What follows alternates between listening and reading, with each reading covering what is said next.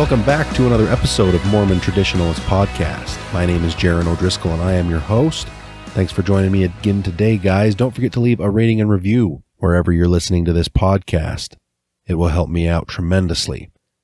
And this is the last podcast going out before the Book of Mormon Evidence Conference. This will drop on day 2 of the conference, actually. So look forward to some really great interviews in the coming weeks. Hopefully I'll be seeing you there. Okay. I don't have a specific topic picked out for today's show, but I do have some thoughts I wanted to share with you. I want to talk for a minute about getting our priorities straight as traditionalists in the church, which is a topic I could honestly spend a multi-part series diving into.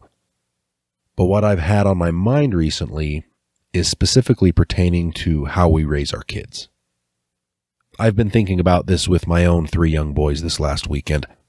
We went on a camping trip to Lake Powell with some good friends of ours, and I was able to not just have good bonding time with my boys, but also to have some good teaching moments with them too.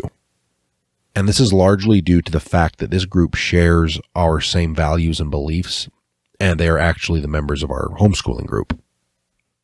Now, typically what happens in a case like this for a vacation, I think, is that the adults tell the kids to go play and stay out of the adults' hair so that we can all spend time with our friends and kind of escape the little monsters we brought along and let them entertain each other so that we can have adult time.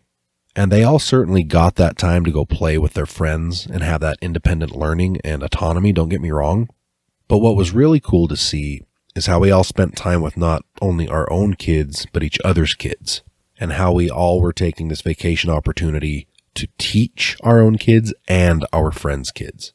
This is the very reason my wife and I sought out and found people like this that we wanted to be our friends. That spirit of continual learning is so important, especially because this was all hands-on, situational, real-life learning. Then after we all put our kids to bed, we got together as adults to have adult time and adult conversations, mostly about the very kinds of things you hear on this podcast. And I was just feeling really blessed about all this and started thinking of how many people aren't in the same boat as we are. And that kicked in my reductive thinking brain that wants to understand things, and I started asking myself the question, why? Why are more people not doing this for their children and their family? And I'm talking specifically about taking the time to educate our children with the information we want them to have and giving them the experiences we want them to have, and more specifically, making sure that they are taking from those experiences what we want them to take from it. And the best I can boil it down to is how we as parents are structuring our priorities. So, here's what I see the problem is. First, when it comes to deciding how we want to educate our kids, we generally give little to no thought on how that should happen. It's automatic. We just send them to government schools. Now, I've promised myself I won't make this an episode about why government schools are horrible and everyone should be doing home-based education. I'll do an entire episode or more on that in the future, but it's the truth. Government schools are generally automatic. But do you know what each and every one of your child's teachers are actually teaching them in the classroom? Do you know what they're being taught that you never see in their homework? Do you know what their teachers' values are? Have you ever even thought to sit down with each of these teachers to figure it out?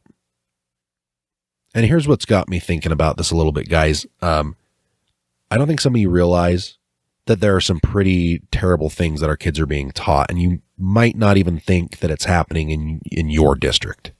But I just found out that Morgan School District here in Utah, which is a very small rural community, they are teaching, I believe, first graders. It's very early elementary education, but I'm pretty sure it's first graders, about sexual education that has a huge whiff of critical race theory and gender equality and that kind of thing wrapped up in it. And this is a really rural community area here in Utah. And I think most parents in that school district have no idea, and I think some of them will probably still end up sending their kids to that school not knowing that their first graders are going to be taught that crap. We need to wake up, guys, and be more involved and understand what's going on in our government schools. It's not something that just happens in the big cities. It's happening everywhere. You need to pay attention to this kind of stuff. And you might think, well, I teach them what they need to know at home. Really? How much time do you spend? And do you really think it's enough to combat the 6 to 8 hours a day that the teacher gets to reinforce whatever it is they are teaching? You will always be at a serious disadvantage. And how do you realistically expect to reverse what they're being taught in the few hours you have after school each day before the kids have to go to bed? You could spend every night and weekend trying and having absolutely no time to do anything else and still fail at it. Now, I want to be clear here. I'm not saying that parents don't care about their kids and what they're learning. We've all just been programmed by society the same way into thinking it's just something that you do. But these are questions we need to seriously be considering about our kids' education. And a lot of people are on the fence with home education, or even on board with it, but they just have some hang-ups. First is that they feel unqualified to teach their kids. And I understand the concern, and no disrespect to any teachers out there when I say this, because I'm not anti-teacher, I'm just anti-government education system. But you don't need a freaking bachelor's degree in education to teach your children to read, write, and do basic math. My wife got her bachelor's degree in elementary education, and she says it was a waste as far as learning anything that she would have to know to be able to teach kids the basics, which are reading, writing, and basic math. Which, by the way, are the only 3 things kids end up taking from government schools most of the time, if they even get a grasp on those. And then just how to shut up, listen, capitulate, and obey authority. You can absolutely teach those 3 things to your kids. Give yourself some credit. My kids all learned the alphabet by the age of 2 from watching the freaking Letter Factory, and they loved that show. It's not hard to do, folks. It's just not. And I'm not saying that they have to learn everything that way. Obviously, you need to be active and present in their education. But the point is that it's not rocket science. If you can read, write, and do basic math, then you can teach your kids to do it. It'll be harder to keep them from learning things, trust me. Good luck trying to stop them from learning something they want to know. I think a lot of parents also worry about their kid being left behind. I promise that government education has already mastered that with the ironically named No Child Left Behind Act. Thank you, George Bush. It doesn't matter how quickly your kid learns compared to others or some arbitrary one-size-fits-all education standard. If your kid can read, write, and do basic math before they go out on their own, then that's what matters. So what if your kid can't read until they're 10 or even 12? When they're 18 and making a living for themselves, it won't matter. The kid that learns to walk at 6 months or read at age 2 isn't automatically or even often the most successful in life. I'll do a more in-depth episode on why you are absolutely qualified to teach your own kids, but I promise you are perfectly capable. But that leads to the final problem that I see, which is this argument. We can't afford to homeschool because both my spouse and I work and can't afford to pay the bills on a single income. When I hear this argument, what I'm really hearing is, I have a comfortable lifestyle that I'm unwilling to sacrifice for my kids. I'm not sugarcoating this. Do you have the RV, the ATVs, all the fun stuff for the kids to have those awesome experiences? Maybe even use those as an excuse for not being as present as you should or even want to be in your kid's life? Those are great experiences. Don't get me wrong. I grew up with some of that. The toys, the awesome experiences. But if I made a list of the most important things my parents did for me, that wouldn't make the top of the list, not even close. My dad teaching me hard work and personal responsibility. My mom teaching me to give people grace and try to see things from their point of view. These are the things that shaped me into the man I am today, not the number of times I got to go out on the four-wheelers or the wave runners. These are the things we are responsible for instilling in our kids. Proper values. We will be responsible for how our children turn out based on how we showed up as parents. That'll be on our heads. So, could you downgrade your lifestyle? Could you move? Maybe dad could get a different job, and now mom can stay home with the kids? And you feminists that have a problem with that suggestion, you can piss off, by the way. Would that be uncomfortable? Sure.